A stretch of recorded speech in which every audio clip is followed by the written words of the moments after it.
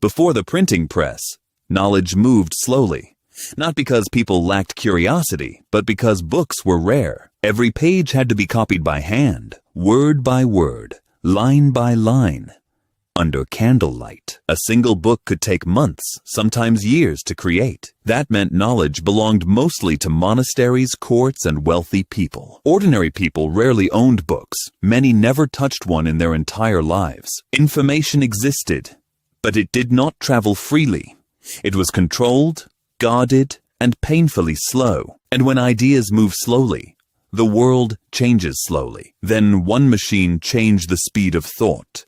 It was not a weapon, or a ship, or a throne. It was a press, made of wood, metal, ink, and pressure, and its power was almost invisible. The printing press did not destroy cities. It multiplied words, and sometimes words can be more powerful than armies. At the center of this revolution was Johannes Gutenberg, a craftsman, inventor, and businessman from Mainz. He was trying to solve one enormous problem. How do you make knowledge repeatable? How do you make one page become hundreds of pages? The answer was movable metal type. Small metal letters, arranged carefully by human hands, covered with ink, pressed onto paper, then used again. One page could become 10. 10 pages could become hundreds, and hundreds could travel farther than one human voice. Imagine Gutenberg's workshop at night.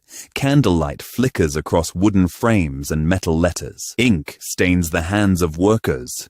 Parchment, paper, and printed pages fill the room.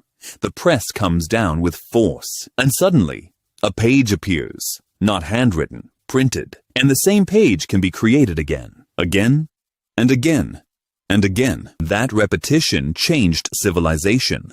Books became faster to produce. Texts became more consistent. Ideas became easier to copy, carry, and preserve. The printed page became a new kind of technology.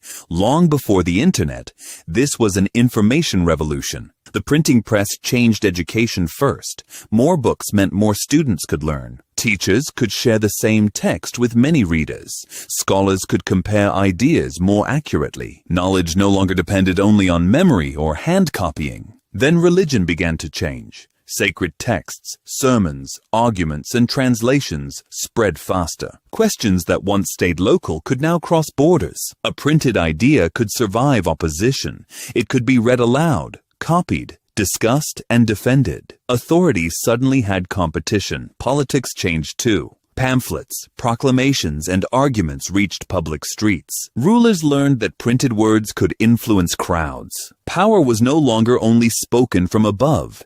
It could be challenged from below. Science also needed the printing press. Experiments must be shared. Diagrams must be copied accurately. Discoveries must travel from one mind to another. Printing made knowledge cumulative. One thinker could build on another thinker's work. Astronomy, medicine, mathematics, geography, and engineering all benefited. The printed book became a machine for memory. If one copy burned, another could survive. If one city forgot, another city might remember. Printing made knowledge harder to erase. But this revolution was not instant. Many people still could not read. Books were still expensive for the poor. Censorship and fear still existed, but the direction had changed. Information had begun to escape. And once ideas escape, they are difficult to imprison again. The printing press made thought portable. It gave words a body. It allowed voices to travel beyond death. A person could speak through pages, across cities, across centuries. That is why Gutenberg's invention matters so much. It was not only about books, it was about who gets access to knowledge, who gets to question, who gets to learn, who gets to imagine a different world. In a candlelit workshop among ink, paper, and metal letters, a quiet machine began moving human history. Not with fire, not with steel, but with pages. And those pages changed religion, politics, science, education, and power. The printing press proved something humanity still lives with today. Information, once multiplied, can change the world.